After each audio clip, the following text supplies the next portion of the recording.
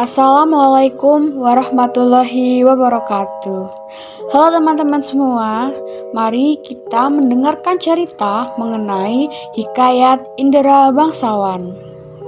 Sebelumnya, perkenalkan, nama saya Tiara Maya Mustika dengan NIM B02200069 dan teman saya Junior Dian Bagaskara dengan NIM B02200075.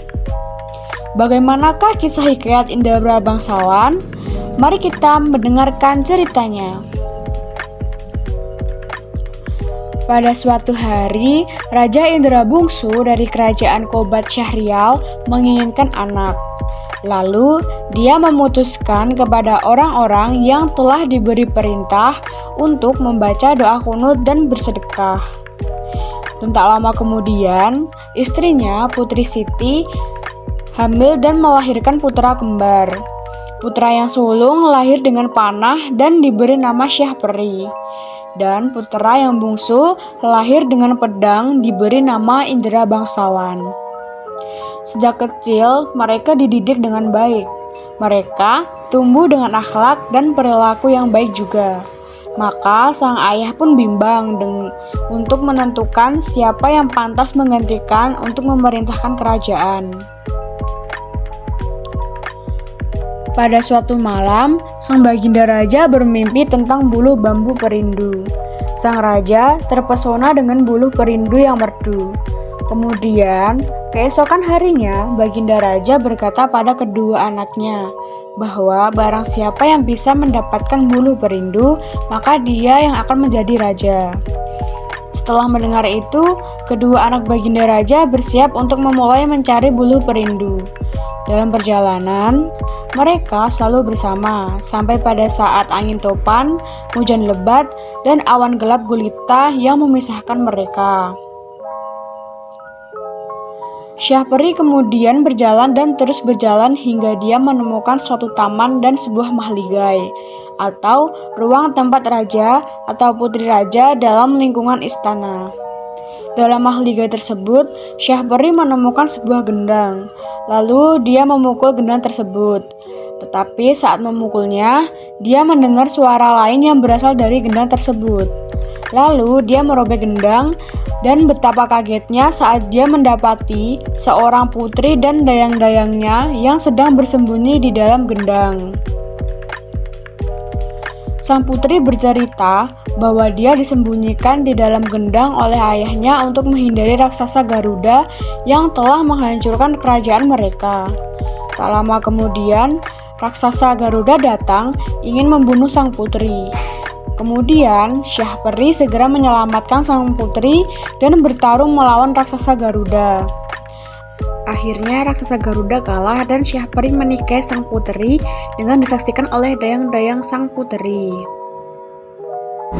Sementara itu, Indra Bangsawan menemukan suatu padang yang terdapat gua dan dihuni oleh raksasa perempuan. Indra Bangsawan bertemu dengan raksasa perempuan itu dan menjadikan raksasa tersebut sebagai neneknya. Selama mereka bersama, Indra Bangsawan diberikan banyak ilmu oleh raksasa perempuan tersebut, memberikan buluh perindu dan memberikan senjata untuk melawan Buraksa atau raksasa jahat. Raksasa perempuan itu bercerita bahwa masih di wilayah ini ada sebuah kerajaan yang akan dihancurkan oleh Buraksa. Raksasa perempuan menyuruh Indra Bangsawan untuk membantu kerajaan tersebut. Kerajaan tersebut adalah kerajaan Antah Berantah yang dipimpin oleh Raja Kabir yang sangat tunduk kepada Buraksa.